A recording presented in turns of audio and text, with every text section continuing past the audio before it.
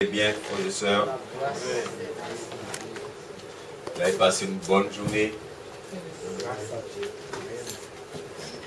Alléluia. Notre Dieu est merveilleux. Et il est vraiment, comme dit la Bible, comme dit sa parole, il est vraiment riche en bonté. Alléluia. Si tu prends le temps de regarder ta vie, tu verras combien Dieu est riche en bonté. Alléluia. Si tu prends le temps de regarder ta vie, si tu as cette relation avec Dieu, si tu as cette intimité avec Dieu, et tu regardes ta vie, tu verras combien Dieu est riche en bonté. Tu verras la grandeur de la bonté de Dieu dans ta vie. Et ce qui est merveilleux, frères et sœurs, c'est que ce n'est même pas le commencement. Alléluia. Ce n'est même pas le commencement. Nous savons que l'achèvement de toutes choses, c'est dans le royaume céleste. Alléluia. Où nous serons avec notre Dieu. Oh, je m'ai encore dit ce soir, ne passons pas à côté. Ne passons pas à côté de cela. Béni soit l'Éternel. Et j'aimerais nous encourager, j'aimerais vous encourager, vous exhorter. Ne passez pas à côté de cette vie extraordinaire qui nous attend au ciel. De cette vie merveilleuse. Vous savez, la Bible nous dit en Apocalypse, il n'y aura ni pleurs, ni douleur, ni maladie, ni souffrance. Alléluia. Peni pour mon kaka se tête, on va dire souvent. Peni mari kaka se tête, peni madame kaka se tête, peni timon kaka se tête, peni les impôts kaka se tête. Béni soit l'Éternel. Nous pouvons vivre dans un grand casse et nous pouvons payer ni taxes d'habitation, ni impôts, à rien. Béni soit l'Éternel, tout ça est fini. Alléluia. Et c'est ce qui nous attend au ciel. J'aimerais nous encourager. Ne passons pas à côté, frères et sœurs. Plus je lis la parole de Dieu, et plus je comprends que le chrétien a besoin de persévérer. Et de persévérer jusqu'au bout. Nous sommes réellement dans un combat. Et plus nous avançons, plus le combat sera rude.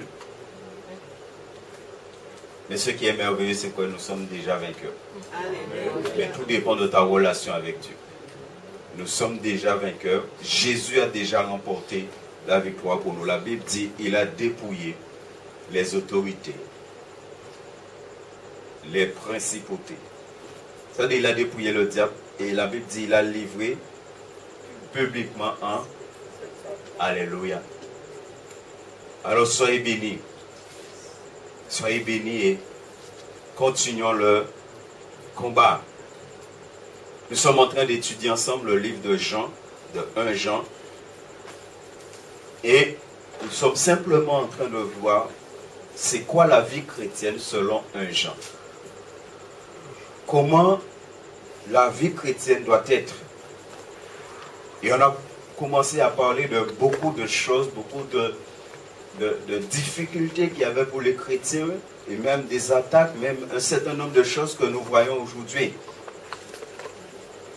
Quand je lis la parole de Dieu, je me rends compte qu'il y a plus de 2000 ans, les mêmes esprits qui agissaient contre l'Église et dans l'Église sont les mêmes aujourd'hui encore. Les choses n'ont pas changé. Ça veut dire le même combat que les chrétiens avaient à mener à l'époque, nous devons aussi mener ce combat.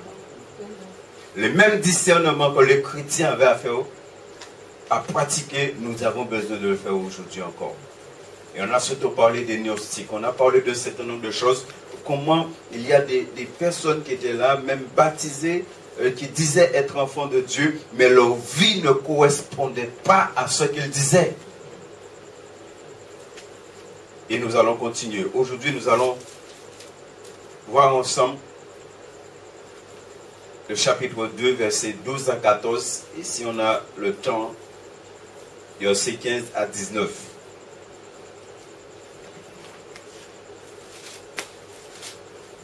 Jean, chapitre 2, versets 12 à 14. Il dit, je vous écris, petits enfants, parce que vos péchés vous sont pardonnés à cause de son nom. Je vous écris, Père, parce que vous avez connu celui qui est dès le commencement. Je vous écris, jeunes gens, parce que vous avez vaincu le malin. Je vous ai écrit, jeunes enfants, parce que vous avez connu le Père. Je vous ai écrit, Père, parce que vous avez connu celui qui est dès le commencement. Je vous ai écrit, jeunes gens, parce que vous êtes forts, que la parole de Dieu demeure en vous et que vous avez vaincu le malin. Béni soit l'Éternel. Très peu de versets. Mais il y a tellement de choses dans ce verset qui sont là pour nous encourager.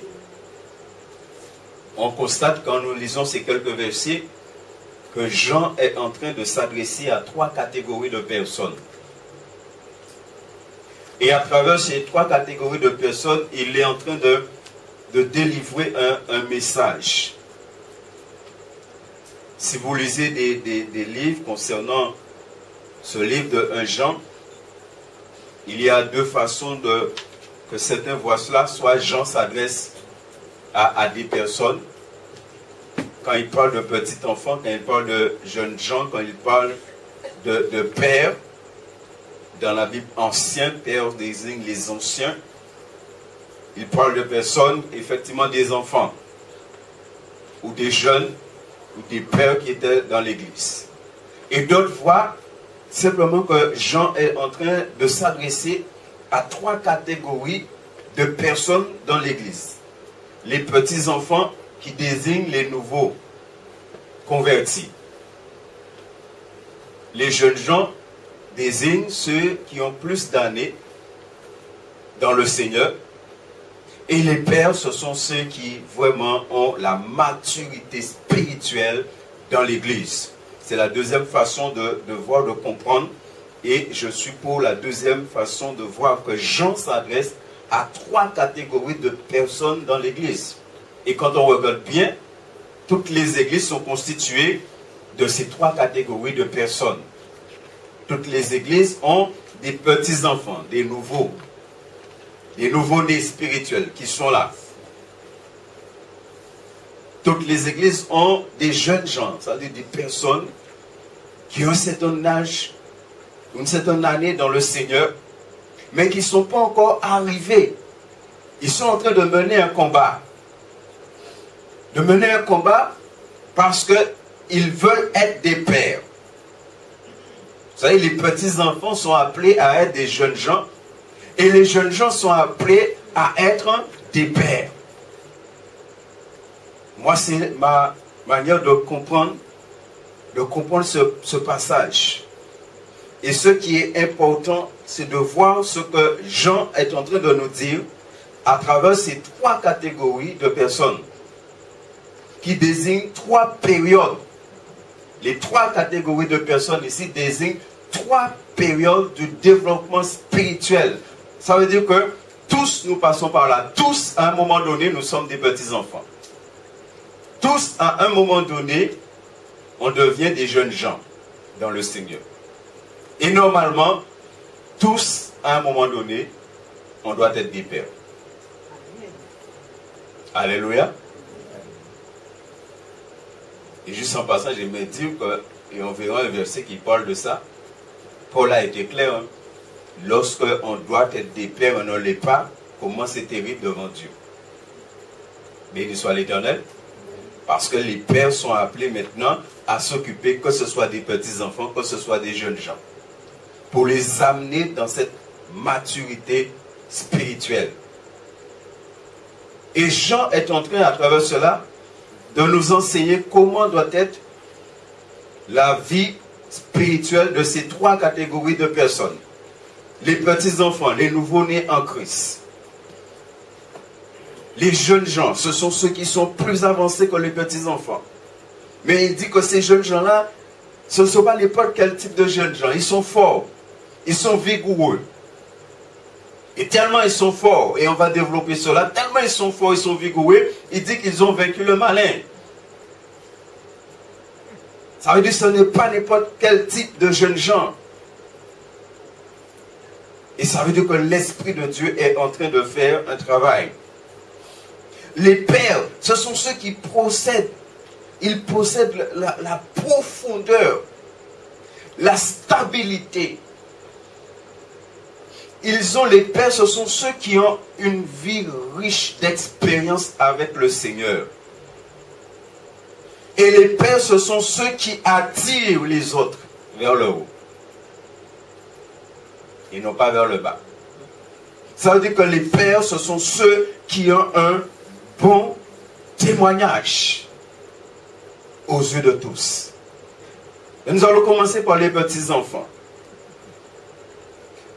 À 2 reprises, on nous parle de cela. Vous voyez qu'à chaque fois, les 3 catégories sont mentionnées 2 fois dans ces quelques versets. Les petits-enfants. Les petits-enfants, dans ce passage, sont désignés par 2 mots. Il y a le mot technia en grec et le mot pardia. Le mot technia, c'est la relation entre l'enfant et son père. Là, ce qu'il parle là, je vous écris petits-enfants, parce que vos péchés vous sont pardonnés à cause de son nom. Vous voyez, il parle de péché pardonné. Ça, c'est le début de la vie chrétienne, qu'on a rencontré le Seigneur, que le Seigneur nous pardonne. Tous nous avons connu ce moment. Alléluia. Et c'est ce que ce mot ici, petits-enfants ici, c'est technia. C'est la relation entre l'enfant et les parents. Ça veut dire c'est la relation entre l'enfant et Dieu. Ce début de la vie chrétienne. Et le deuxième mot qu'on a, dans le deuxième verset, se rapporte au fait que cet enfant est soumis à une discipline éducative. Ça veut dire que cet enfant, maintenant, parce que quand on donne sa vie à Dieu, c'est ça, maintenant Dieu devient une autorité sur ma vie. Ça, j'aimerais encourager tous les nouveaux convertis qui sont là parmi nous. Dieu est devenu la seule autorité sur notre vie. Avant, on avait une autorité, c'était le diable. Maintenant, on est passé, on est soumis à notre autorité. Et ce mot pardia, dans le deuxième verset qui parle de petit enfant, désigne cette soumission. Une soumission à une discipline. Maintenant, tu es rentré dans une vie qui doit être disciplinée selon ce que la Bible enseigne. Et les petits-enfants doivent connaître ça pour grandir dans le Seigneur et devenir des jeunes gens et devenir des pères plus tard. Au verset 12, la première chose qu'il dit, il dit que leurs péchés sont pardonnés. Les petits-enfants doivent avoir cette assurance. Les nouveaux nés qui sont parmi nous ce soir, vous devez avoir cette assurance que Dieu vous a pardonné tous vos péchés. Tout ce que vous avez fait dans le monde avant de connaître le Seigneur, il vous a pardonné. Et ça, c'est important de comprendre cela. C'est important de saisir cela pour avancer après. Vous savez, le diable, quand on devient enfant de Dieu, il faut savoir, le diable, c'est avec le passé qu'il essaie de nous retenir. Il ne peut plus nous retenir avec le présent parce que le présent est changé en Jésus-Christ. Il va chercher à nous retenir avec le passé. Il ne peut nous retenir qu'avec le passé. Maintenant, en tant que les petits enfants, là, les nouveaux nés, tu sais que Dieu t'a pardonné de tous tes péchés. Tu as une assurance. Et maintenant, le diable il ne peut plus te tenir. Dans Jean 1,12, on connaît ce verset. Il dit, mais à tous ceux qui l'ont reçu, à ceux qui croient en son nom, il a donné le pouvoir de devenir enfant de Dieu. Pourquoi tu deviens enfant de Dieu? Parce qu'à ce moment-là, Dieu, il te lave. Dieu, il te purifie de tous tes péchés. Et il nous dit à cause de son nom. Parce que tu as reçu Christ. Quand tu reçois Christ, le Père qui aime son Fils et qui a envoyé son Fils pour toi, il te pardonne. La Bible nous dit dans Actes 4:12 qu'il n'y a pas d'autre nom. C'est par ce nom-là que nous sommes sauvés. Et comme ces petits-enfants, maintenant que ces petits-enfants ont cette assurance-là, ces petits-enfants doivent rester comme celui à qui Dieu a pardonné les péchés.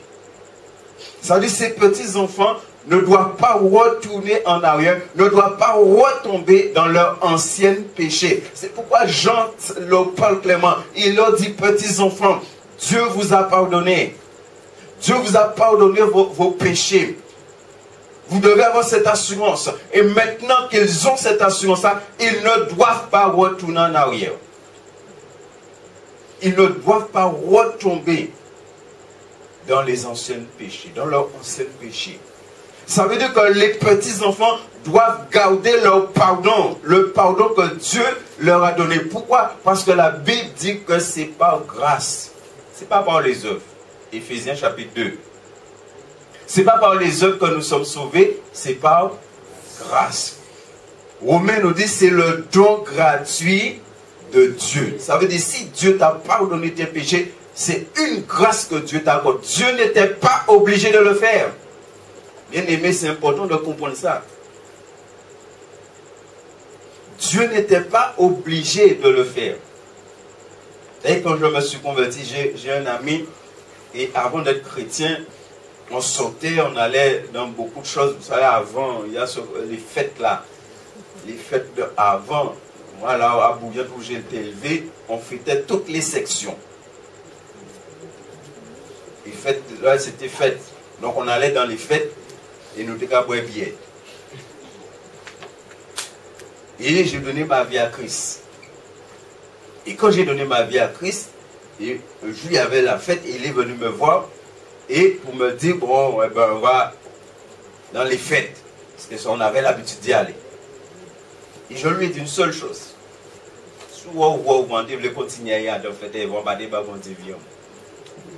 Et je lui ai dit, c'est une seule fois. Et il m'a dit ça une seule fois aussi. Jean parlant de ça encore. Il a vu ma détermination. Il a vu que j'ai pris une décision claire, nette avec Dieu. Et il y a beaucoup d'enfants de Dieu qui ne prennent pas une décision nette, claire avec Dieu. Quand tu as donné dos, tu as tourné dos au péché, tu ne peux pas retourner dans le péché. Ça, c'est impossible. Parce que tu te rends compte que c'est une grâce que Dieu, bien aimé, Dieu n'était pas obligé de pardonner à personne dans cette salle. Béni soit l'Éternel. Je vous ai déjà dit ça, ou j'ai déjà dit ça ici. Quand je lis la Bible, et je vois que la Bible me dit qu'au ciel, il y a des milliards et des milliards d'anges. Vous savez ce que c'est myriades et myriades? Hein? Est-ce que c'est 1000? 2000? Hein? Des myriades et des myriades. Jésus dit qu'il aurait pu demander à son Père des légions d'anges pour le protéger. Légions, c'est au moins 6000. N'est-ce pas? Ça veut dire qu'au ciel, il y a des myriades et des myriades d'anges qui louent, qui adorent Dieu matin, midi et soir. Ça veut dire bon Dieu pas de prison pour adorer au ciel. Est-ce que nous comprenons cela? Dieu n'a pas besoin de nous pour l'adorer au ciel. Il y a des myriades et des myriades d'anges qui louent, qui adorent Dieu matin, midi et soir. Alléluia. Il y a 24 vieillards assis autour du trône qui ont adoré Jésus. Les séraphins qui ont adoré matin, midi et soir. Et cela nous amène à comprendre la grâce de Dieu. La grâce de Dieu. Dieu t'a choisi pour l'adorer au ciel. Alléluia. Et ce qui m'a encouragé un jour, qui est écrit dans la Bible, c'est que la Bible dit que les anges même sont jaloux de nous. Béni soit l'Éternel. Donc les petits-enfants doivent avoir cette assurance et doivent garder, doivent rester celui à qui Dieu a pardonné les péchés. Et c'est parce que les petits-enfants, ils restent dans ça, après ils vont devenir des jeunes gens et ils vont devenir des pères. Ce qui fait que les petits-enfants ne deviennent jamais des jeunes gens, ne deviennent jamais des pères, c'est à un moment donné, ils vont oublier. Vous savez, la Bible nous parle de ça, quelques-uns ont mis en oubli leur ancien péché et sont tombés dedans. Il y a des chrétiens que le diable tient toujours avec leur ancien péché. Ils ont donné leur vie à Christ, oui, mais ils sont toujours dans ce nombre de choses qu'on verra plus loin. Quand la Bible nous dit, et on connaît ce verset, n'aimez pas le monde. Des fois c'est ça, il y a des choses du monde qu'on aime toujours. Et ce qui vraiment m'amène à réfléchir, c'est que la Bible dit, quand tu aimes le monde, tu n'aimes pas Dieu. Quand tu aimes les choses dans le monde, tu n'aimes pas Dieu. Alléluia. Tu sens pas ça? Pourquoi battre la plus importance qu'ils vont dire? À un moment-là, ça ne va pas aimer bon Dieu.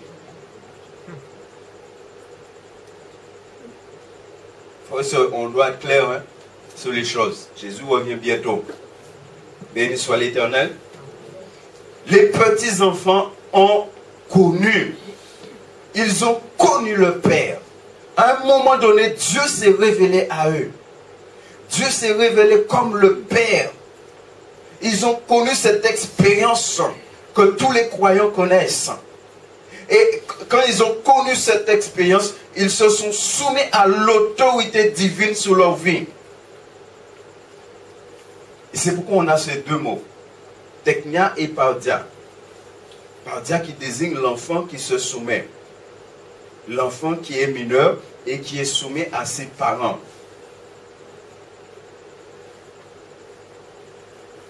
Romains chapitre 8, versets 15 et 16.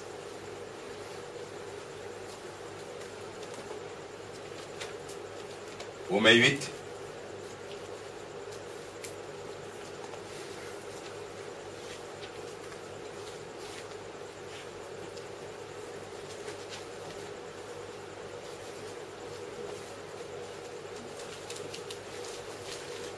Regardez ce que Romains 8 nous dit. Il dit, et vous n'avez pas reçu un esprit de servitude pour être encore dans la crainte. Mais vous avez reçu un esprit d'adoption par lequel nous crions, Alléluia. Les petits enfants, ce sont ceux qui ont découvert un papa merveilleux. Un père merveilleux. Ce que chacun de nous avons découvert un jour.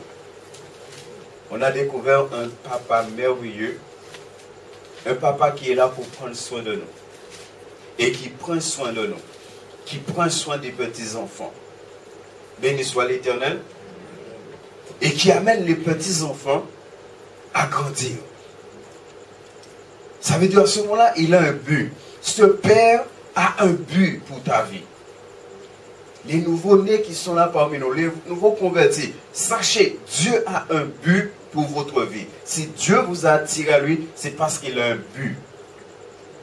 Il a quelque chose qu'il veut faire avec vous. Il a quelque chose qu'il veut faire avec chacun de nous. Béni soit l'Éternel. Galates chapitre 4, verset 6.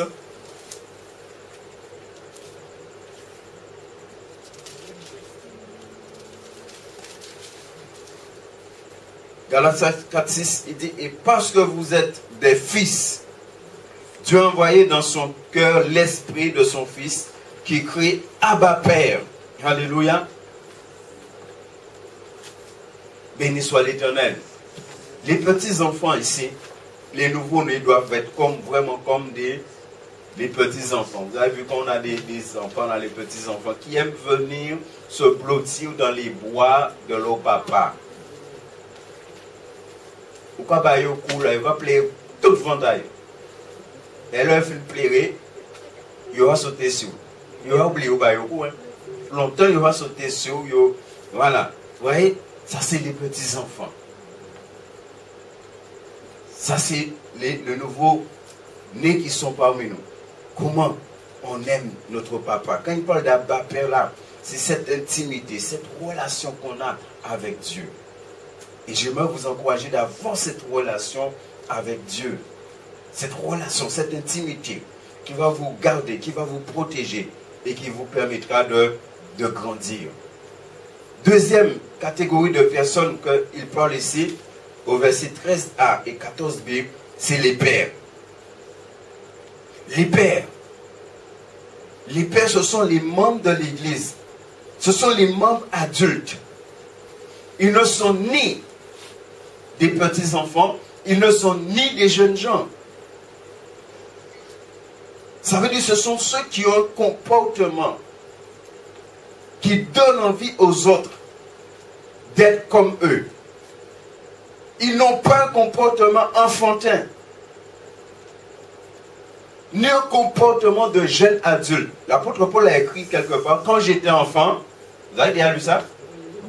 Il dit, quand j'étais enfant, je parlais comme un enfant, je me comportais comme un enfant, je faisais... Et il dit, quand il a grandi, qu'est-ce qu'il a fait?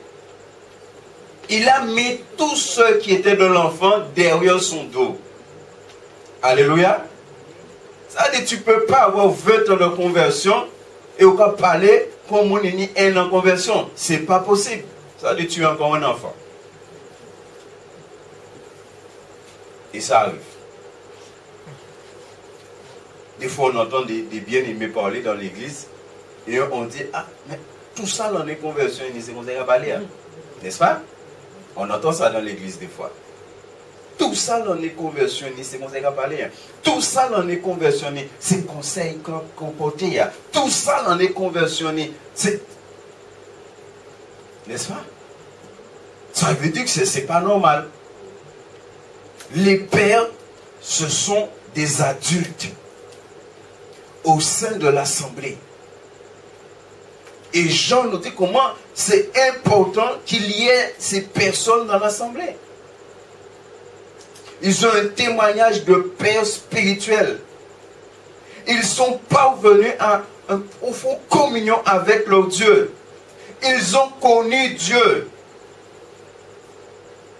Et le mot connaître dans la Bible, en grec, ça veut dire qu'ils ont une relation, une intimité avec Dieu. Une intimité, on vient de voir que les petits-enfants crient, l'Esprit de Dieu crie Abba Père en eux. Les pères ont connu ça et n'ont jamais perdu cela.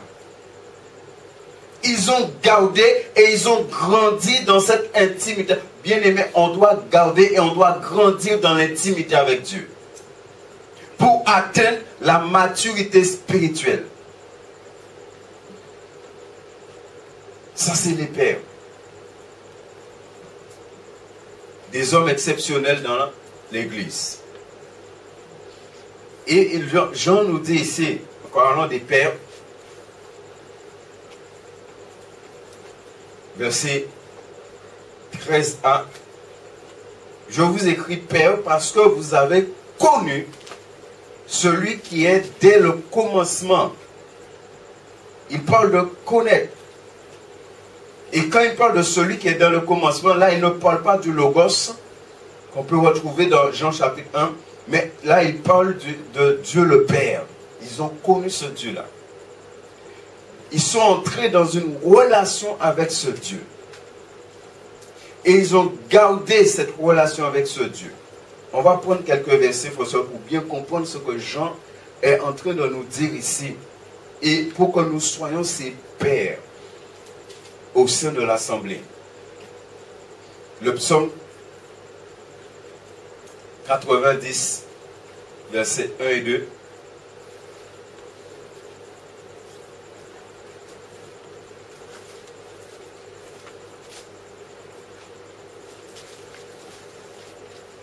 Psaume 90, versets 1 et 2.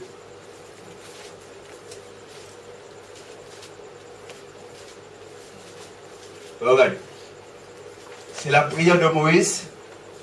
Moïse, homme de Dieu. Moïse dit, Seigneur, tu as été pour nous un refuge. De génération en génération. Ça, ce sont les pères. Les pères, ils ont connu ce Dieu. Parce qu'ils parlent qu'ils ont connu celui qui est de le commencement. Ils ont connu ce Dieu et ils se sont réfugiés dans ce Dieu. Ils ont habité dans ce Dieu. Tu as été pour nous un refuge de génération en génération. Et ils ont gardé cette relation avec ce Dieu. Ils ont mûri dans cette relation avec leur Dieu. Ils sont mûris dans la connaissance de ce Dieu. Ça, ce sont les pères. Ça veut dire que ces pères-là deviennent des colonnes dans l'église. La vie chrétienne, selon les gens, c'est d'amener des personnes à être des pères, à être des colonnes dans l'église, à être des personnes sur qui on peut s'appuyer. Des personnes sur qui on peut compter. Béni soit l'Éternel. Des personnes où les petits-enfants peuvent compter sur eux, que les jeunes gens peuvent compter sur eux. Ça, ce sont les pères. Vous savez, même dans la société, souvent on dit cela. On dit que, oui, que les pères ont abandonné, n'est-ce pas? Et on dit que si c'est comme ça veut dire que la société maintenant a un problème. Ça veut dire qu'il faut un équilibre. Ça veut dire que dans l'église, il faut aussi cet équilibre, n'est-ce pas? Dans l'église, il y a des petits-enfants, il y a des jeunes, mais il doit aussi y avoir des personnes, des colonnes, des gens qui ont une maturité spirituelle et sur qui on peut compter. Des personnes qui amènent l'église à aller plus loin. Malachie, chapitre 3, verset 6. Malachie 3, 6.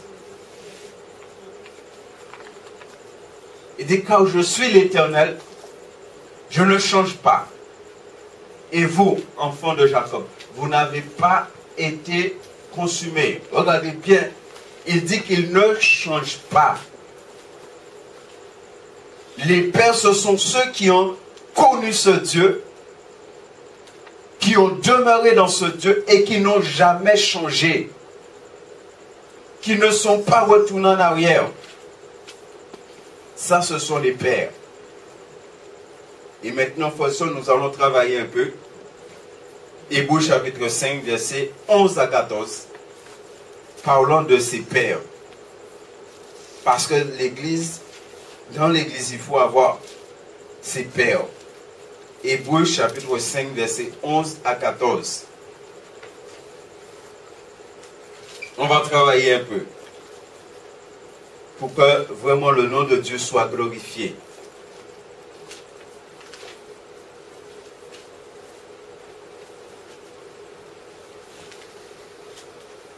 Nous avons beaucoup à dire là-dessus et des choses difficiles à expliquer. Parce que vous êtes devenus lents à comprendre. Vous voyez ce que l'auteur dit? Vous, en effet, qui depuis longtemps, regardez, depuis longtemps, vous devriez être des... Ce qui veut dire que les pères doivent être des... Mais des maîtres en quoi? Et regardez ce que l'auteur dit. Il dit que vous devriez être depuis longtemps, il dit. S'il leur dit que depuis longtemps, ils devaient être, ça veut dire qu'ils ne sont pas. N'est-ce pas? S'ils ne sont pas, bien aimés, on vient de voir que Dieu ne change pas. Dieu demeure le même. S'ils devaient être des maîtres depuis longtemps, et jusqu'à maintenant, ils ne le sont pas, ce qui est un problème.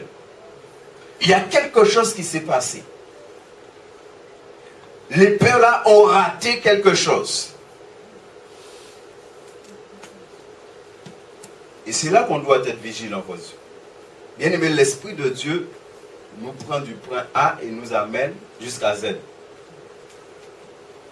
Vous savez, avant, souvent, quand j'enseignais la parole de Dieu, je prenais l'exemple de la vie chrétienne comme une échelle.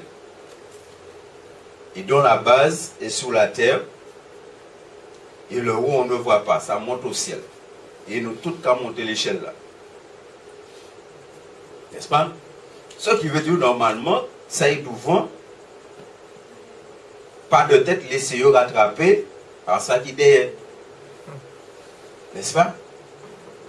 C'est ce que l'apôtre est en train de nous expliquer. Et si vous, quand montez l'échelle, là, le monde qui d'ailleurs rattrapez vous. Ça veut dire non problème. Ça veut dire à un moment donné, vous arrêtez, avancez. Ça veut dire aussi, ça n'est pas normal.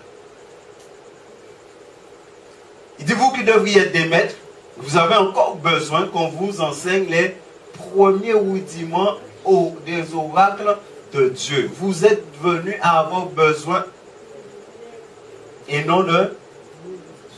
Les pères se nourrissent de quoi normalement? Ça veut dire qu'il est en train de dire, mais si on donne du lait au père là, c'est que vraiment non problème même. Et est-ce qu'on se rend compte de ça?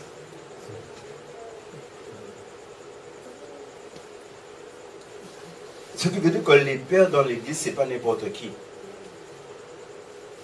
C'est des gens qui ont atteint une maturité spirituelle. C'est des gens qui ont mûri dans la connaissance du Seigneur. Les pères, ce sont ceux qui reçoivent la nourriture solide. On ne peut pas donner du lait à un père. Un père normalement qui a pris le lait, il a dormi. Et encore? N'est-ce pas? Mais les médias pas les picabouets. Est-ce qu'on se rend compte de ça? Non, on prend les choses simples. Ce n'est pas la peine de compliquer. On prend les choses simples.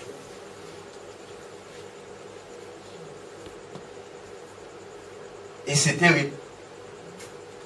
Au verset 13. Or, quiconque est au lait n'a pas... Et pourtant, normalement, les pères, ce sont ceux qui ont l'expérience, n'est-ce pas? Les pères, ce sont ceux qui ont l'expérience, qui sont capables d'expliquer aux enfants comment vivre avec le Seigneur, comment marcher avec le Seigneur, comment obéir au Seigneur. Mais vous imaginez que les pères là sont au même stade que les petits-enfants. Et peut-être même c'est les petits-enfants qui disent, ah, ça ne faut pas faire ça.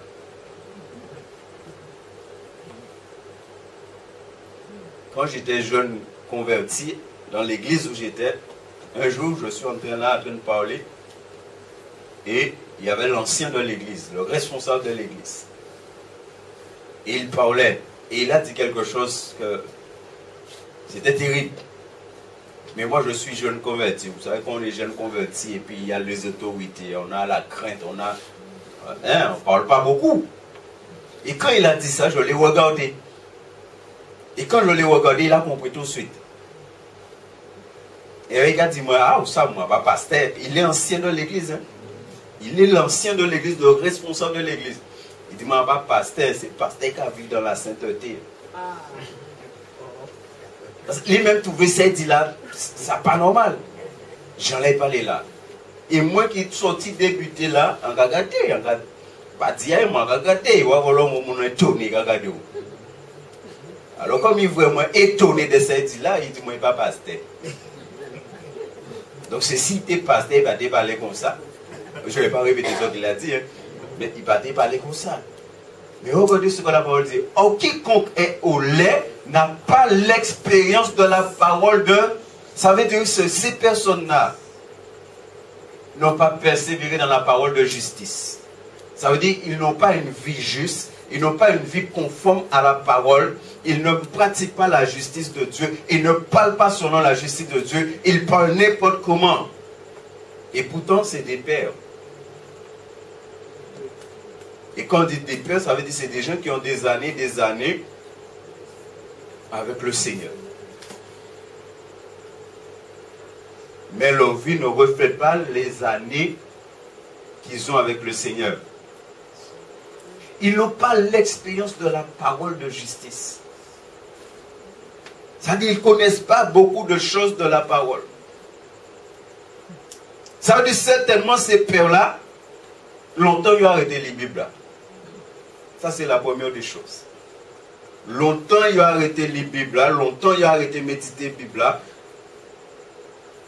Simplement c'est des personnes qui viennent à l'église. Et ça, c'est pas normal. C'est-à-dire, Jean est en train de nous dire que quand tu es père, tu dois être un maître. Verset 14.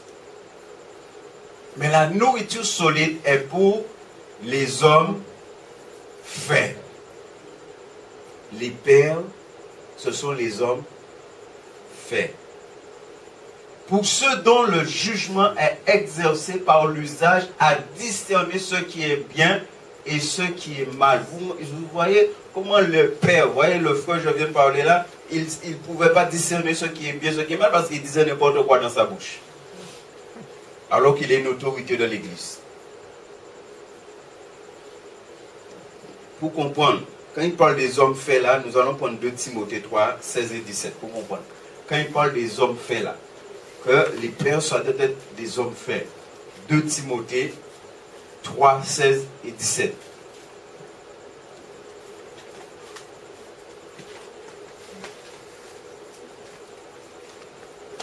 Il dit, toute écriture est inspirée de Dieu et utile pour enseigner, pour convaincre, pour corriger, pour instruire dans la... Est-ce que vous voyez? Il dit pour instruire dans la justice. La parole est là pour instruire les pères dans la justice. Et regardez ce qu'on a lu tout à l'heure là. Ils n'ont pas la parole de la justice. Ils ne connaissent pas. Ça veut dire que la parole là n'a pas fait ce travail-là dans leur vie.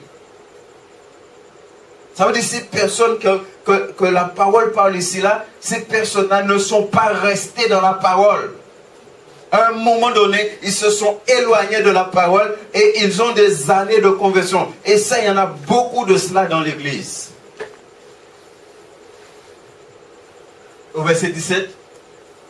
Afin que l'homme de Dieu soit accompli, les hommes faits, qu'on a vu tout à l'heure là en hébreu. Voilà.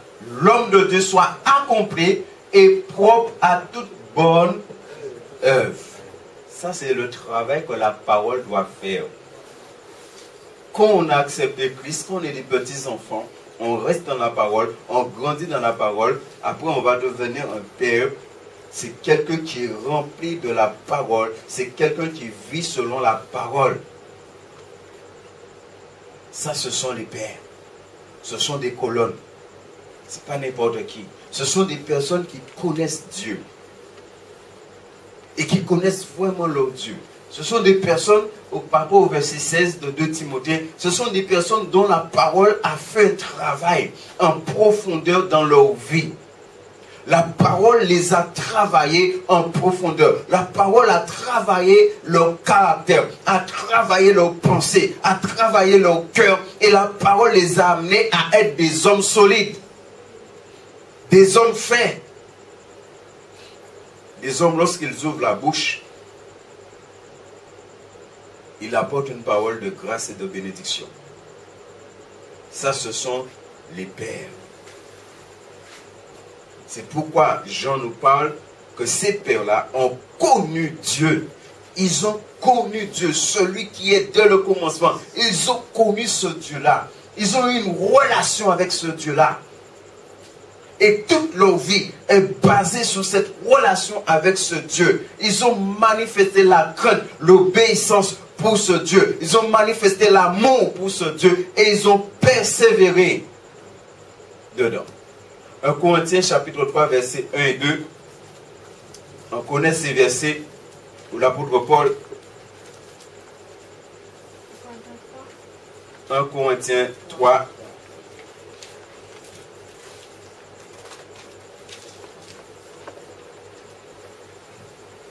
Il dit pour moi, frère, ce n'est pas comme à des hommes spirituels, que j'ai pu vous parler, mais comme à des hommes charnels, comme à des enfants en Christ. Est-ce qu'on se rend compte de la gravité de la chose? La vie chrétienne, c'est qu'un père doit être un père. Un enfant, c'est un enfant. Un jeune gens, c'est un jeune gens. Un père, c'est un père. Ça veut dire, un enfant, un petit enfant en Christ, qui a un comportement charnel, c'est normal. Et Dieu lui-même, Dieu ne va pas juger cette personne, c'est normal. N'est-ce pas? Un petit monde, un bébé là, premier jour, il est levé de bout de marcher là, on ne peut pas demander courir.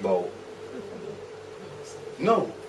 Si vous faites ça, c'est vous qui avez un problème. Si vous avez un problème, c'est vous qui avez un problème. Il est debout, il est tombé, il essaie de marcher, il est tombé, il est mettre, mais c'est normal. N'est-ce pas? C'est normal. T'as là qui est 10 ans là, 15 ans là. Ça, c'est pas normal. S'il fait ça, c'est qu'il donne un malade, il donne un qui pagaille. N'est-ce pas? Il y a des choses qui c'est normal. Et c'est ce que Paul est en train de dire. Il dit, mais comme à des hommes charnels, comme à des enfants en Christ, les petits enfants qu'on a parlé au début. Les petits enfants, ils vont parler de cette façon que quand ils parlent, ils parlent en gens, ou peut-être connaissent ça, ils sortent commencer vers le, ils peuvent connaître le Seigneur, ils peuvent expérimenter un certain nombre d'habitudes avec le Seigneur. Fait, ils vivent un certain nombre de choses. Béni soit l'Éternel. Moi, quand j'ai commencé à prêcher, c'était soit ça passe, soit ça casse. C'était comme ça. Je vous ai déjà dit, c'est ici, il y a un fois un ancien. On joue en prêcher. Là, on finit de prêcher, il vraiment, il dit, bon, tu vas vite. Soit on va continuer, on va pas, il veut penser cette manière.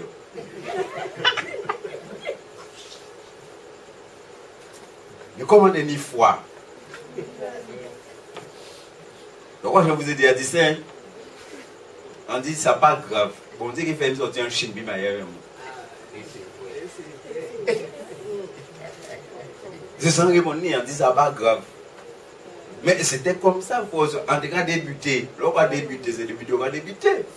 Pas bien, n'est-ce pas? Soit ça passe, soit ça casse. C'était comme ça.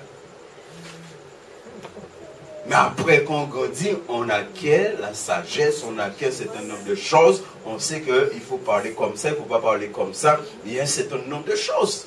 Ça, ce sont les pères. Tu n'es plus enfant. Tu n'es plus enfant. Il y a des chrétiens, normalement, il y a des choses qu'on ne peut plus te dire, il ne faut pas faire ça, il faut faire... Non, au bon petit monde. Pourtant, il y a des chrétiens comme ça, il faut parler, il faut conseiller aussi des petits mondes. Non. Pour moi, frère, ce n'est pas comme à des hommes spirituels que j'ai pu vous parler. C'est-à-dire, normalement, ces personnes-là devaient être des hommes spirituels. Les pères, ce sont des hommes spirituels. Remplis du Saint-Esprit. Qui parlent selon l'Esprit de Dieu. Qui vivent selon l'Esprit de Dieu. Mais ceux-là, ils étaient charnels. Et si vous lisez la suite, vous allez voir pourquoi ils étaient charnels. Il y avait des divisions. Il y avait un certain nombre de choses.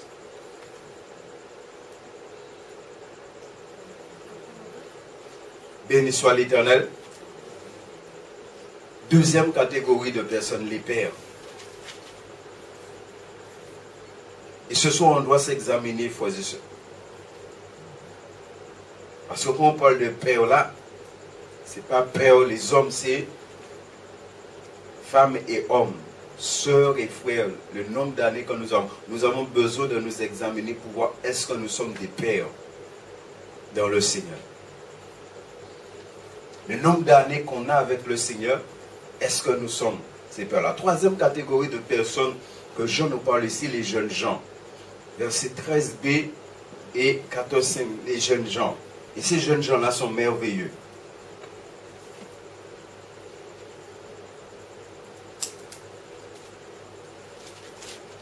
Je vous ai écrit jeunes gens, 13b, jeunes gens, parce que vous avez vaincu le malin. Alléluia. Vous avez vaincu le malin.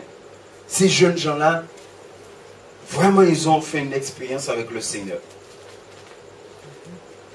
Et l'expérience qu'ils ont fait avec le Seigneur, ils sont restés dedans.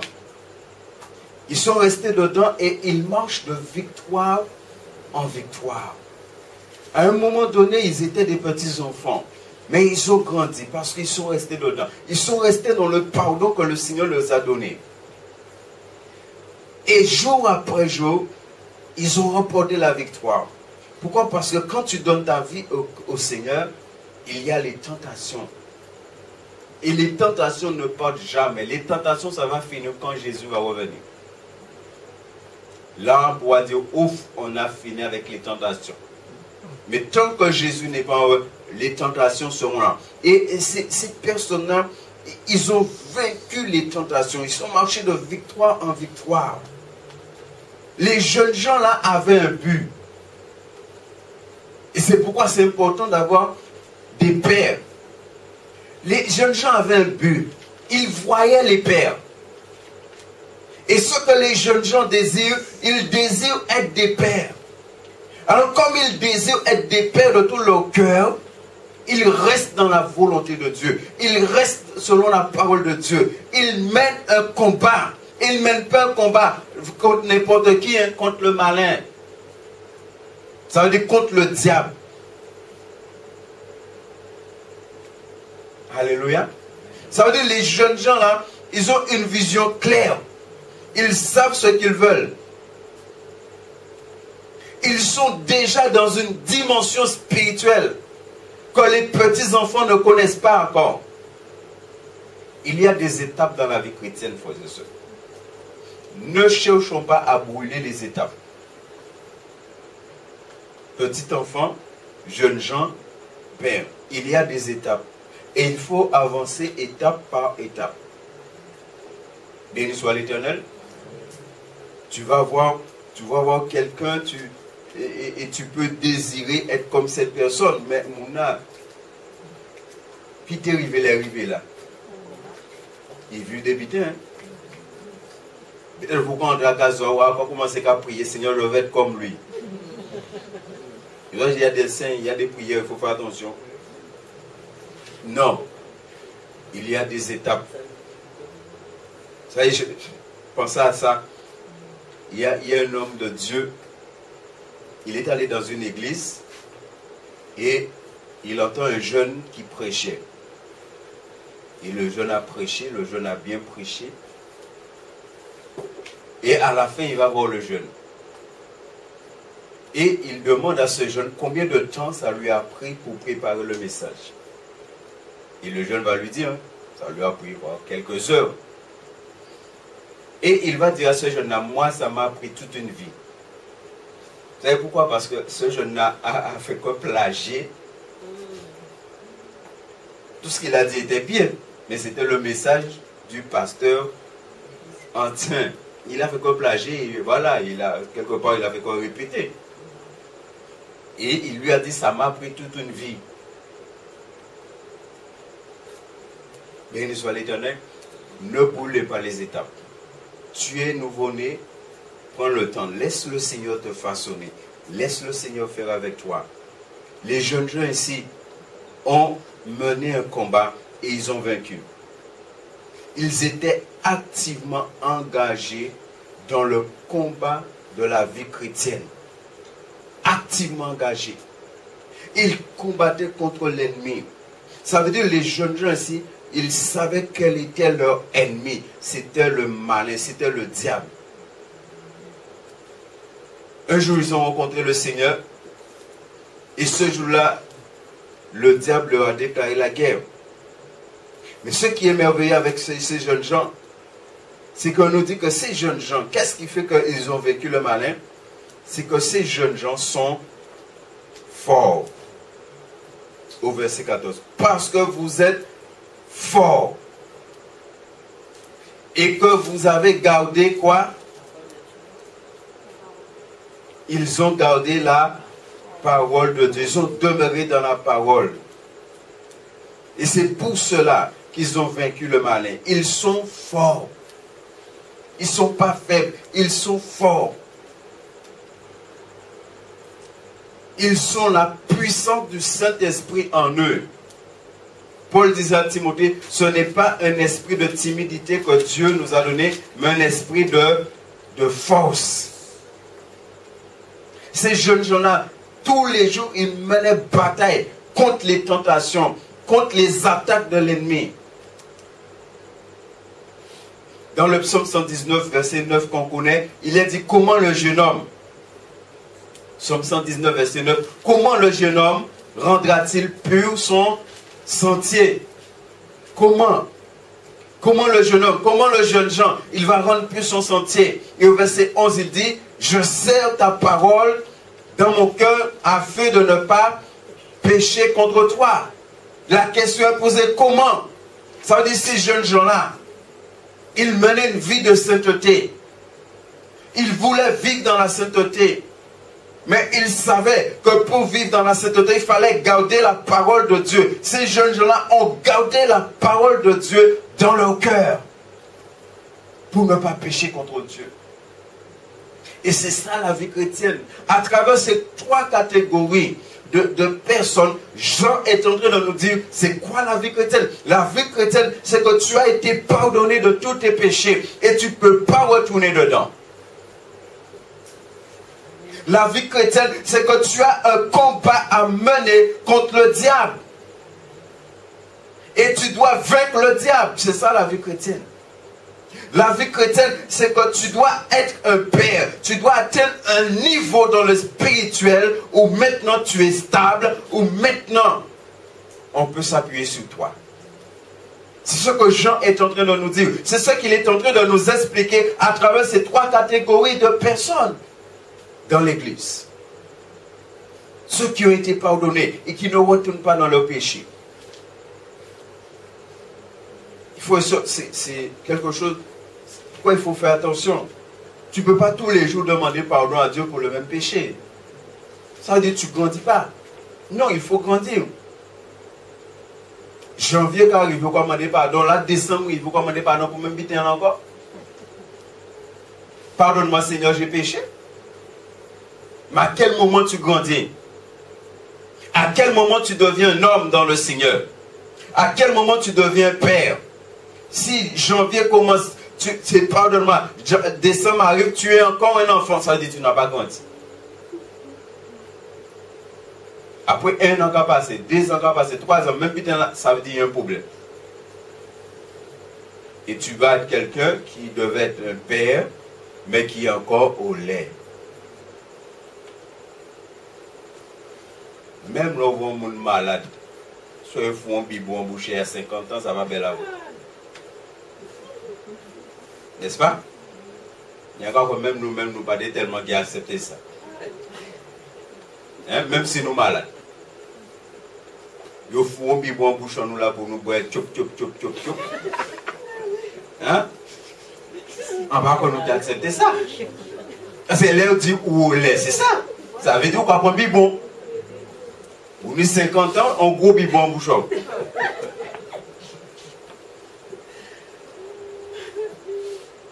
Est-ce qu'on se rend compte, professeur, que ce n'est pas normal? Un gros bibon en bouchon, tchoup, tchoup, tchoup, toute la journée, tchoup, tchoup, tchoup.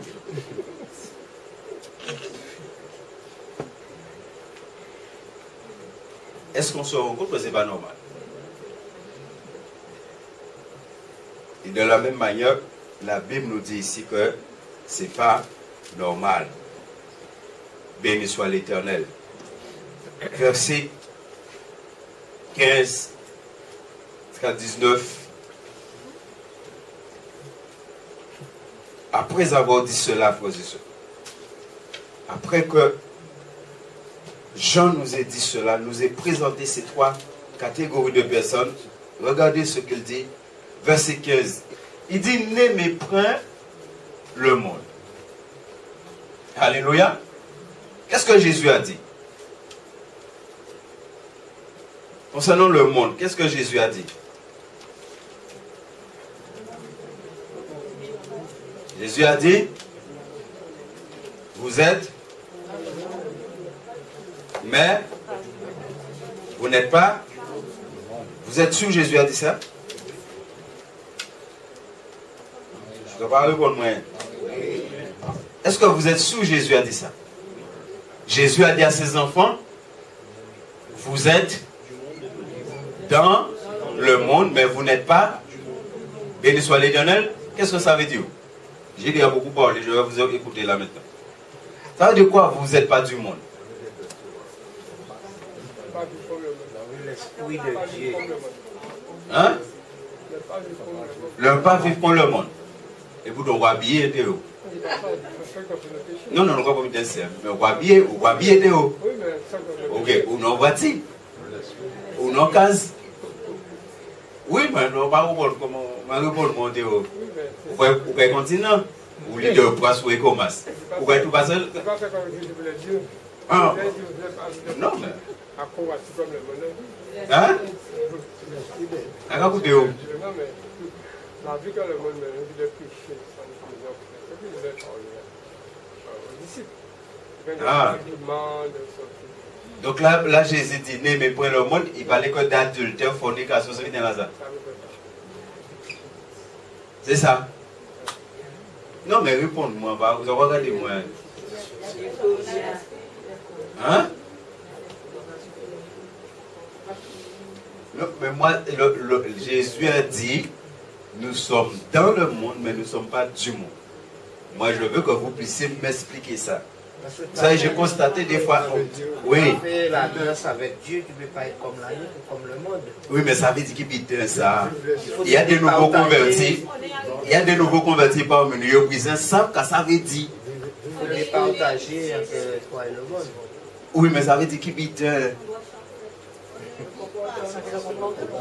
moi personnellement, là on va regarder une violette qui a parlé chinois, c'est tout le monde. Personnellement, je ne vais pas écouter parce qu'on s'en fait pour moi. Pas parler chinois pour moi. On nous parle clairement. Vous êtes un chinois qui parle avec violette. Alors, ça veut dire quoi? Hein?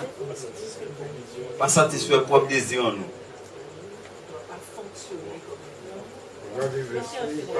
Donc si vous avez changé voiture, pas changer voiture. Bah, son désir, hein?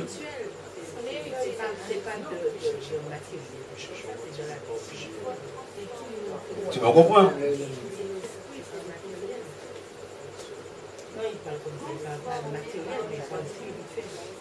Ah, il ne parle pas matériel, il parle spirituel.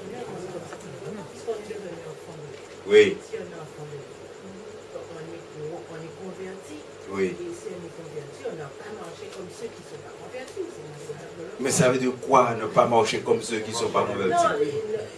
Parce que si on est converti, c'est que la vie ancienne qu'on a fait, oui. Il est fait avec nous. On est redevenu nouveau.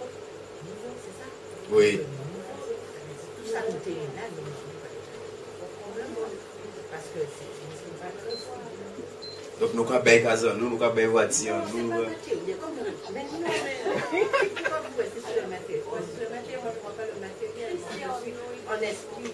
Mais moi, en plus, expliquez-moi, je ne vais pas mon lot exemple là, mais je ne vais pas expliquer, moi.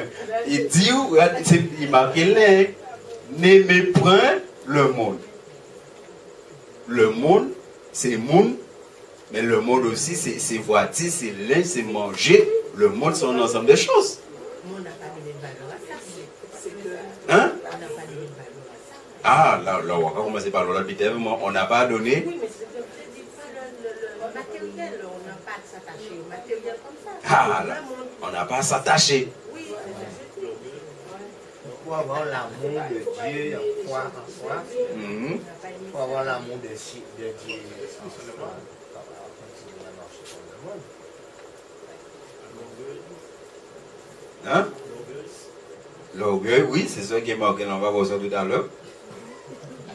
Ah oui, il parle de ça, l'orgueil de la vie. Mais après, il faut savoir c'est quoi. Il dit n'aimez point le monde. La question c'est qu'est-ce que le monde? Les biens terrestres. Ce qui veut dire c'est la vie sous la terre. N'est-ce pas?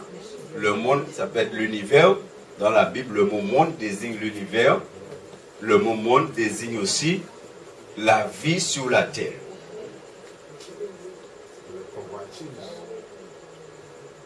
Hein? Oui, ça on va voir ça tout à l'heure. N'aimez point le monde. Ça veut dire là, il ne parle pas de ne pas aimer les gens. Déjà, c'est la première des choses où nous définit. Il ne parle pas de ne pas aimer les gens. N'est-ce pas? Ah, il ne faut pas aimer les biens terrestres. Pas aimer ce que le monde fait.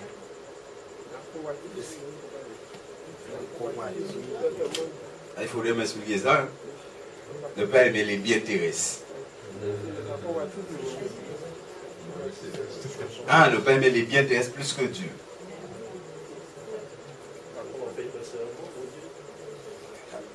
Ouais, ça c'est ça nous va dire. Nous mettons dans la réalité. On va voir ça tout à l'heure. Ne pas chaler, voir ça. Est-ce qu'on se rend compte? Le verset dit, ni les choses. Quelles sont ces choses-là? Nous pouvons parler. Voitise, boîte de nuit. Ni les choses qui sont dans le monde. Ça veut dire que dans le monde, il y a beaucoup de choses. Ok, qu'est-ce qu'il y a dans le monde? Je dois dire convoitise, boîte de nuit. Qu'est-ce qu'il y a encore? Carnaval. Qu'est-ce qu'il y a encore?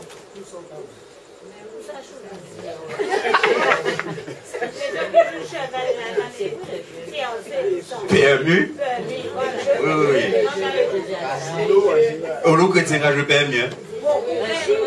Au lot chrétien. Mais ça n'a pas grave comme il n'y a pas joué pour gagner. Il va jouer jusqu'au jouer. Hein? Non, mais c'est ça qu'il va dire. Hein? Ah, c'est interdit? Ah, il n'y a pas ça ou ça alors? On est au lait. Désobéis.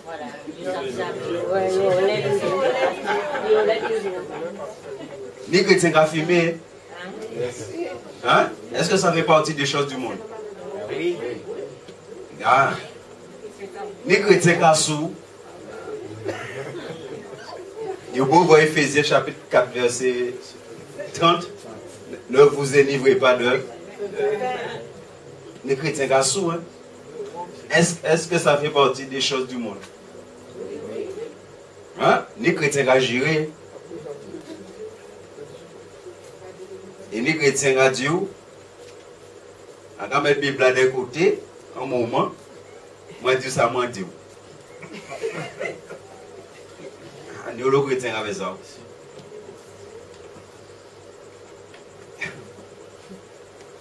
C'est quoi voir les choses du monde? Il dit, ni les choses qui sont dans le monde. Et en plus, sur ce regard, il dit, si quelqu'un aime le monde, l'amour du Père n'est pas. Ça veut dire que mon n'a pas aimé mon Dieu même. Est-ce qu'on se rend compte de ça? Simplement, chrétien, alors on va prendre les choses simples. Un chrétien qui a filmé, il peut aimer mon Dieu même. Et pourtant, il y a l'église, hein? Et pourtant, des fois, pour le premier monde qui entre dans le ciel, là, c'est rien. Et Bible a dit qu'il peut aimer bon Dieu. Ça veut dire on doit savoir. Qu'est-ce que la Bible est en train de nous dire là? Quand il te dit n'aimez point le monde. Le monde a un fonctionnement. Et déjà la Bible nous dit que le monde entier est sous la puissance du mal. Le monde a un fonctionnement que le chrétien, vous savez, le monde c'est un ennemi des chrétiens. Parce que le monde a attiré. N'est-ce pas? Vous savez quoi, vous voyez, l'eau par publicité à raison. N'est-ce pas? Pour vendre une voiture, vous va mettre une madame tout tourner. Vous savez bien pourquoi vous avez ça. N'est-ce pas? Même au yaourt. Moi, au yaourt. Vous savez bien pourquoi vous avez ça. Mais toi, tu es enfant de Dieu. C'est comme je dis là, il y a des chrétiens, il y a dit ça, il y a des chrétiens là, les feuilletons là, la télé là. Comme je suis pasteur, j'ai déjà vécu des choses. Hein. Je crois que j'ai déjà dit ça ici. Hein. On annonce en visite, à 6 h il vient, on voit un gens bizarre avec moi. Parce que ni certain là, c'est votre télé là, ça va passer. Quand on dit gens bizarres, on va regarder moi, mais il va pas dire même. Et mon gens dit voilà, bizarre là, moi, c'est visitant venant de visiter, on vient parler du Seigneur. Et on va comprendre ça longtemps après. Hein. longtemps après de comprendre, c'est l'habitant arrivé et en tout cas gêné. En tout cas dérangé. Empêché de habitant. Garder feuilleton à la télé. Et avant, il y a un qu'on a là. N'est-ce pas? Oui. Je crois que ça va très très loin, dans le sens où, vu ce que tu as dit, je pense qu'il faudrait que nous arrivions à une dimension de faire la différence entre un chrétien et un enfant de Dieu. Oui. Bien que un chrétien c'est un enfant de Dieu. Et un enfant de Dieu c'est un chrétien. Moi je ne sais pas si vous avez fait attention. Moi personnellement, j'appelle pas tout le monde chrétien. Pour moi, un chrétien, c'est dans la parole de Dieu. C'est quelqu'un rempli de l'esprit. Je n'appelle pas tout le monde chrétien. Tout le monde n'est pas chrétien. Si moi j'appelle tout le monde chrétien, je pêche contre la Bible. La Bible est claire. Les chrétiens, ce sont des personnes remplies du Saint-Esprit. Voilà. C'est tout. Ce sont des véritables enfants de Dieu. Mais mon égard au pied boit la bonne chrétien. On ne peut pas attribuer le mot chrétien. Le mot chrétien est biblique. On retrouve ça 2 fois dans la Bible. Et ce n'est pas n'importe qui. C'est pourquoi il faut faire attention. Moi, vous allez voir, moi, je n'appelle pas tout le monde chrétien. Il faut faire attention à ça. Hein? Je n'appelle pas tout le monde chrétien. Chrétien, ce sont des gens remplis de l'esprit dans la Bible. Ce mot-là se trouve 2 fois dans la Bible. Et donc, on c'est véritable. C'est ça. Moi, j'ai compris ce que tu veux dire. Parce qu'effectivement, même dans l'église, hein, on peut être baptisé et tout, mais est-ce qu'on est vraiment enfant de Dieu? Et on va dire que c'est un chrétien. Mais est-ce que c'est un enfant de Dieu? Est-ce que la personne a vraiment donné sa vie à Dieu? N'aimez point le monde, ni les choses qui sont dans le monde. Si quelqu'un aime le monde, l'amour du Père n'est point en lui. Verset 16. Et nous allons voir ce qu'il nous dit. Il va nous expliquer ça. Il dit, car tout ce qui est dans le monde, regardez bien, bien aimé, il dit tout ce qui est dans le monde. Et comme je disais tout à l'heure là, fais-nous manger, fais-nous boire, fais-nous acheter vêtements, fais-nous acheter voitures, nous acheter tout ça. Mais la Bible dit que tout ce qui est dans le monde, la convoitise de la chair. C'est quoi la convoitise de la... Pour vous, c'est quoi la convoitise de la chair?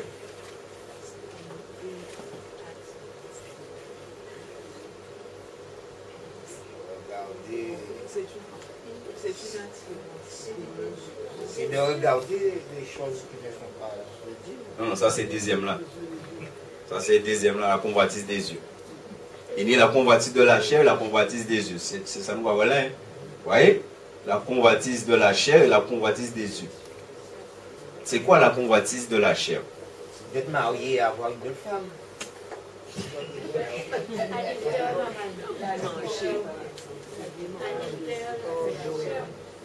Non, je veux que vous m'expliquiez bibliquement c'est quoi la convoitise de la chair. Pour vous, c'est quoi?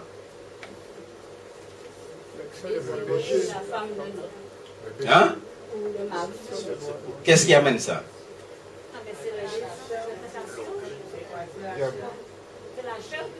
Ah, tu ne vas pas mettre toute vitesse des doigts à diable. Hein? Oui, mais qu'est-ce qui amène ça? Il y a quelque chose qui amène ça. Qu'est-ce qui amène l'attirance? Il y a quelque chose qui... Qu'est-ce qui suscite l'attirance? Qu'est-ce qui amène ça? Il y a quelque chose qui amène ça. On ne comprend pas au lin. Hein?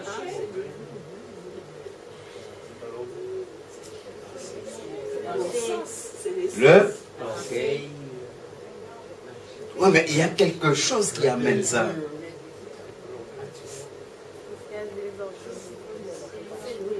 Qu'est-ce qu'elle a dit? Je vois rien que c'est là. Ce qui amène ça, c'est la nature pécheresse qui est en nous. C'est la nature pécheresse qui est en nous. Parce qu'on a toute cette nature-là en nous. la nature adamique, qui est toujours là. C'est pourquoi la Bible dit, tous les matins, quand tu pries, tu dois crucifier ta chair. Colossiens chapitre 3, verset 9. Tous les matins, tu dois crucifier ta chair. Galates 5, 23 dit, ceux qui sont en Jésus-Christ ont crucifié la chair avec ses désirs et ses passions. Nous avons une nature pécheresse qui est là et qui suscite ses convoitises. Béni soit l'Éternel, je suis un homme. On madame qui a passé devant moi l'habillé, madame l'a habillé, on là. Et puis, il a serré mieux. Et puis, il montrer mieux. N'est-ce pas? Je suis un homme. Madame a passé devant moi là. Un bon robot. Non, mais peut-être tous les autres fois qu'il a là, c'est des robots. C'est des androïdes. Des androïdes, des robots. Moi, un bon robot. Hein. Moi, c'est 5 ans pour l'envenom.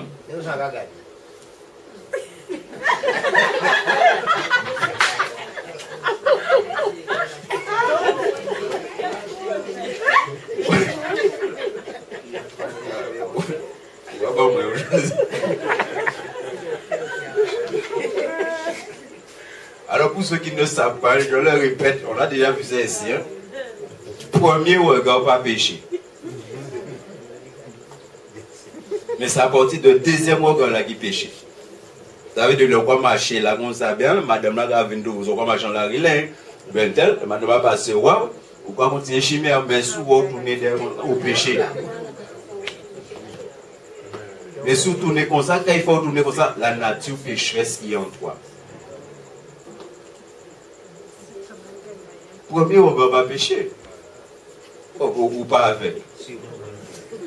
En plus, il y a une en face, ou pas avec.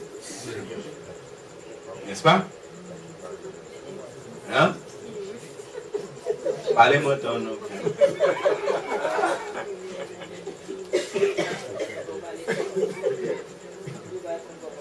La convoitise de la chair. La chair suscite des convoitises en nous.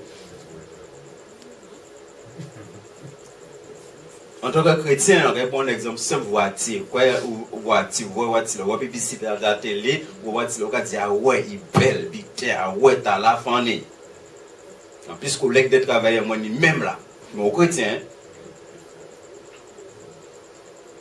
et ouvrez, avec qui est ouvré, qu'est-ce a suscité ça donc? Ou quoi, il y a un magasin là, pendant un magasin là, l'Esprit de Dieu a dit, pas prendre ça là. Mais vous, c'est à là où vous voulez parce qu'il est belle. Ah ouais, là, on cisaille dans ça là. Hein? Mais l'Esprit de Dieu a dit pas prendre. Parce que bon Dieu savait non défaut de fabrication, ni ceci, ni ça là. Bon Dieu a dit, mais vous comprenez quand même. Qu'est-ce qui fait ça? La convoitise, la chair et les yeux.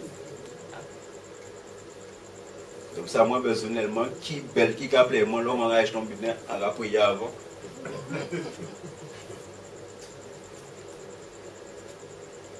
Est-ce qu'on se rend compte de sa position?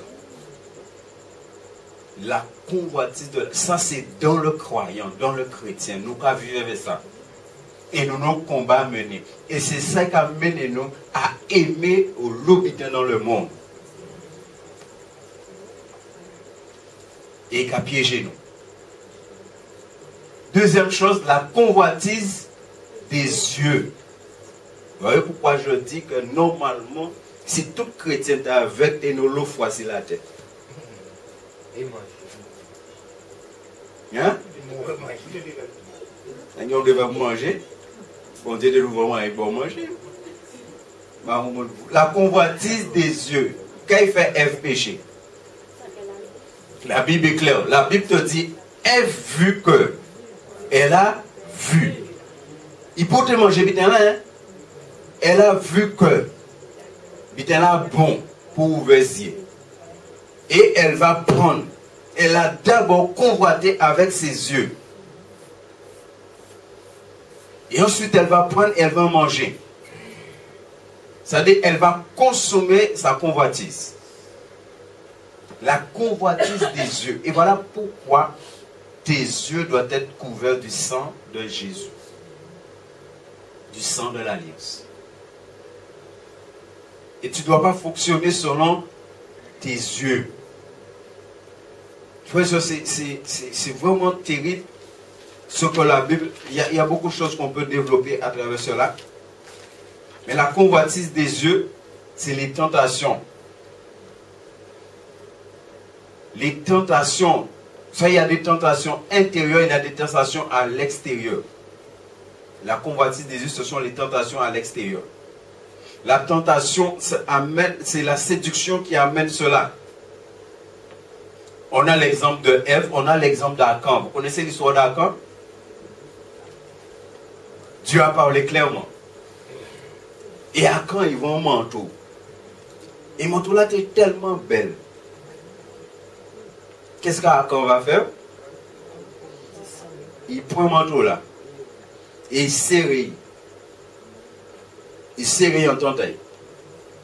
Mais quand le peuple est allé au combat, il a vu le manteau. Et il a été séduit par la beauté du manteau et il a pris le manteau. C'est-à-dire qu'il a commis un péché grave parce que Dieu avait interdit cela. La convoitise des yeux. Qu'est-ce qui a amené la chute de David? David montait pour mener les balcons. Et pendant les balcons, ils vont madame qui a baigné. Normalement, David était au combat, mais il est là, il a gardé madame là. Il a se gardé, il descend, et il dit serviteur, il chercher madame là-bas. Il a vu au loin, il a convoité. Bien aimé, faites attention aux convoitises. La convoitise des yeux. Faites attention. Même dans l'église, ouvrons frère, ouvrons ces bon Dieu qui a utilisé. Ou pas ça qui prie payer pour bon Dieu utiliser, Jean bon Dieu qui a utilisé là. Pas jaloux. Il y a ça dans l'église, hein. Qu'est-ce qui amène la jalousie, les yeux là, la convoitise des yeux? Vous voulez être qu'on lit. Vous voulez qu'à prier là, moun qu'à tomber, moun qu'à guérir. Vous voulez être qu'on lit aussi. Vous voulez moun tomber, vous voulez moun guérir. La convoitise. Faites attention à ça. Et on peut être facilement piégé.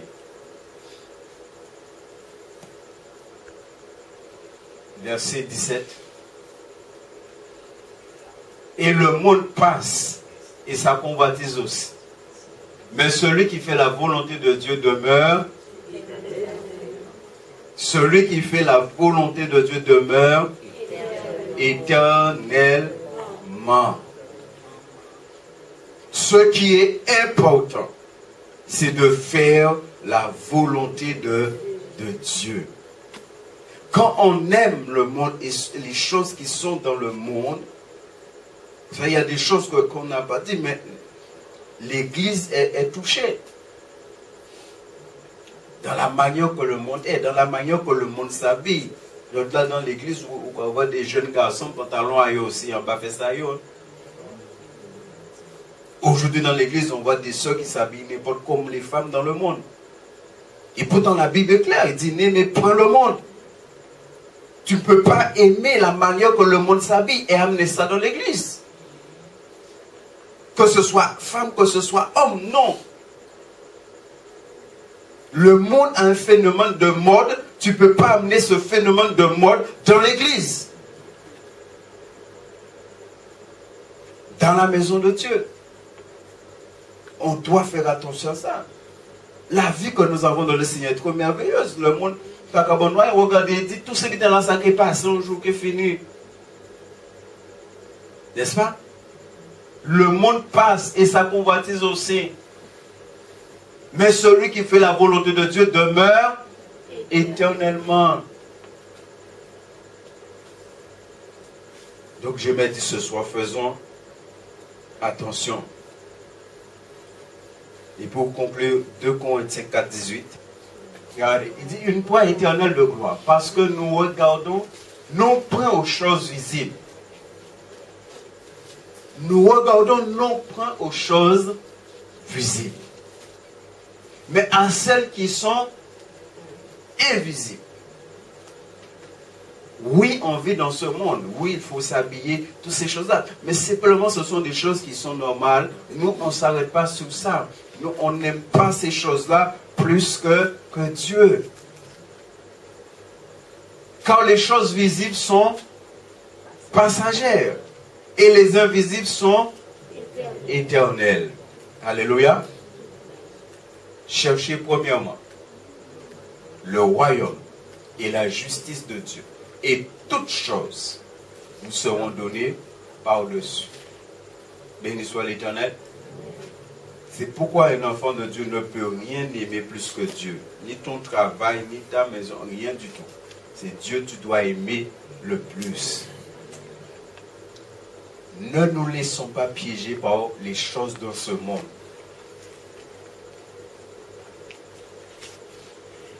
Béni soit l'Éternel. Nous allons conclure ici.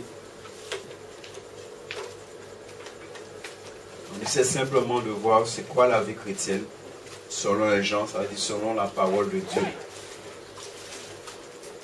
Le Seigneur Jésus vraiment vient bientôt et nous devons être prêts pour partir avec lui. Alléluia.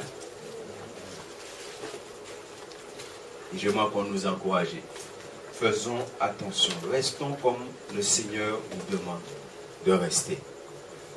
Aimons le Seigneur. Aimons la parole de Dieu. C'est la parole de Dieu, frères et sœurs, qui va nous tenir. C'est la parole qui va nous garder. On doit aimer la parole et on doit faire ce que la parole nous demande de faire. Nous allons prier.